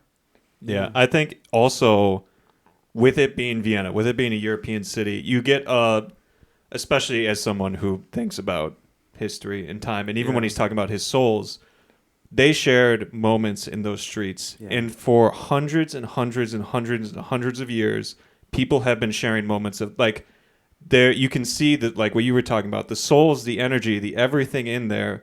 There have been hundreds, if not thousands, of Celines and Jessies walking through the streets of Austria, or streets of Vienna, and infusing that energy in there. And we can only see it after like we share with them, and then it kind of opens up the world. And it goes back to that what if God is anything, it's the attempt at connection, the space between those two people, those moments that are shared, and those moments that are always changing. And that is what I guess that's what's happening in life. It's a series of these moments where we have this potential hopeful connection with another person, and it's always changing, and it's so unique and present to that moment. Because everything is always changing, every moment that happens is so unique and I think so special. So now we get to the tough one. Performance of the movie. Who are you picking, Jesse or Celine? Oh, can I not pick the bard? I mean, you can pick the poet. The poet. If you want to. If you want to make a mockery of this, I would go with Celine. Celine. I'm gonna pick Jesse. Contrarian. That's cool. I mean, they're both good. I've spoken so highly of Julie Delpy so far. The Celine character is amazing. Like, absolutely in love with her the entire movie. I can't get over the fact that this time watching it, I could not take my eyes off Ethan Hawke. And so I did pull some more quotes. I want to give you two of my favorite Jesse quotes, which is just basically him saying things that I've said to a certain extent. So this one, everyone's parents fucked them up. Rich kids' parents gave them too much, poor kids not enough. Too much attention, not enough attention. They either left them or they stuck around and taught them the wrong things. And my all-time favorite, I don't know, I think that if I could just accept the fact that my life is supposed to be difficult, that's what's to be expected, that I might not get so pissed off about it, and I'll just be glad when something nice happens. Perfect. That's like the best form of nihilism, basically. But it's also, I mean, I don't know, it's true. It's also very, very true. Yeah, it's the whole silver linings idea of stuff. Like, yes, the life is going to keep coming at you, and it's going to suck. So you have to find those moments. It can suck. It can suck. Well, there is an inevitability to it. Yes, and things will, but everything's always changing, so nothing will necessarily be as good or as bad as you think in the moment. I think it's true. We've talked about Julie Delpy. The energy that Ethan Hawke had, like he is so kinetic through everything. Also, I feel like this movie does not work at all if you hate the Ethan Hawke character. It's such a fine line of you could clearly see how you could be like, this guy is a dick. Yeah, Delpy could be as good as, she's already as good as imaginable. If Ethan Hawke sucks in this role, this movie is not good. Yeah, if you got Chris O'Donnell there, boo. Get out of here. Yeah. Does not get a trilogy. All right, so MVP, I'm going with Linklater. Me too. I am going to try and mess this category up. My MVP of the movie is the dialogue, which you can't pin on anyone because it's the mixture of the ad lib and the writing. But this movie, I think more than anything, I forget I'm watching a movie. I'm just like, these are two people talking to each. Like, it's truly, with all the improv they did, with how natural it feels, you're like, and with the long cuts or with the long, you're like, this is just a documentary. This is how people do it. Of life. Mm-hmm. Yeah. And I truly don't think I have watched a movie with a dialogue like this, where it is so perfect, spot on, and so perfect in how unperfect it is. They're not saying the right thing every time. He kind of backtracks. He goes out over her skis, then he backtracks. He sees he's losing her, brings her back. She corrects him. They both are. It's just the dialogue in this movie is amazing. Yeah, and turned out to unfortunately be a little controversial because Ethan Hawke and Julie Delpy did not get writing credits for this movie. They ended up getting writing credits on the next 2 movies, but this one unfortunately became kind of contested, and there was a falling out, especially between Kim Kreisen and Julie Delpy, just because they didn't feel like they got enough credit for what they brought to the writing of this script. So unfortunate, but true. And I think, James, you put it the best way you can for, movies, the 2 movies that we've got coming up. These guys in this one movie become your friends. They become people that you are interested in seeing what the rest of their life together would be like. If this just ended, it would be a great movie, but we would always be asking the question, did they meet? What did they happened? come back? And Linklater obliges, and we're on. We're with them for the rest of their foreseeable lives. I can't wait. Scores? I mean, this is 9.6. 9.5 is what I was leaning towards. So I mean, if you had to really, really put it down, like, Luke, do you like this movie more than Alien? I would have to say yes. Like, it's just more my style. I think Alien because that's the highest movie I've rated so far. For that particular type of movie, that's about as good as it gets for me. I like this type of movie more, so it's just got to get a higher rating because this is as close to a perfect movie as I've seen in a very, very long time. And I got to the end of it, I'm like, okay, that's about as good as it gets. for as good as Alien is, there's some stuff you have to overlook. Like, there's some roadblocks in your way, even though it is an amazing movie. This movie is time, like, it 30 works years for later, every... Yeah. 30 years later, you could show this to a 14-year-old right now, and they would be like, oh, I get it. Yeah, I would say there's definitely some 14-year-old guys who are like, this movie's stupid. Yeah, but they would remember it, and then when they came of age, they would then appreciate it. I think, kind of talking, there's definitely a guy age. You have to reach an old enough age to, like, admit that you like kind of movies like this that look at you. My 2 younger kids would not want to watch this. Yeah. But give them 5 years and they'll be all Yeah, maybe. I think my oldest would. If your middle child liked Waves as much as he did. Yeah, he would. Yeah, but what you wonder too with kids, especially modern kids, is like, are they like, what happened?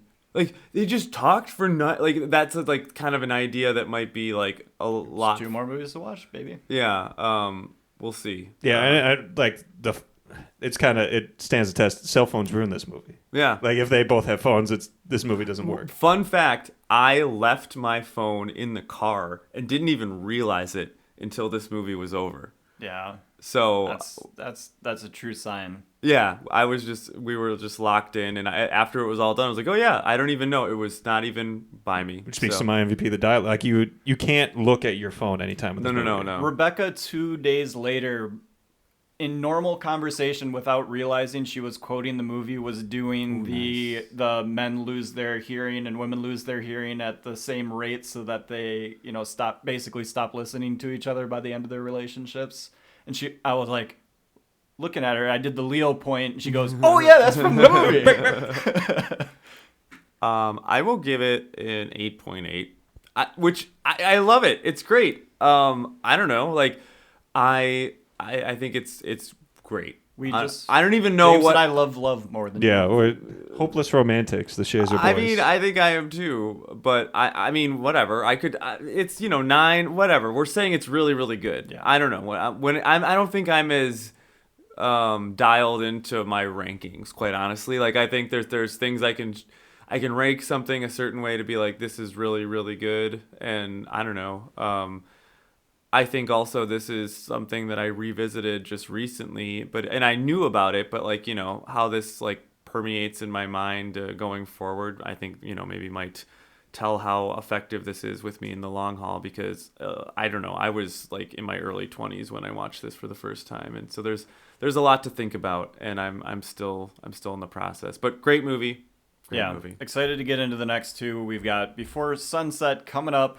We'll try to get some different guests that we haven't maybe had before. Maybe. But we do thank James for coming on, giving us the young love perspective. James said to me, he's like, I want to do the first one because it's the only one I truly understand from my own life experiences. I'm not... I love Before Sunset. I'm just not at... It would all be like performative of me saying what it means to me. All right. Great movie. Great time talking with you guys about it. Thank you, Luke. Thanks, you, James. Chris.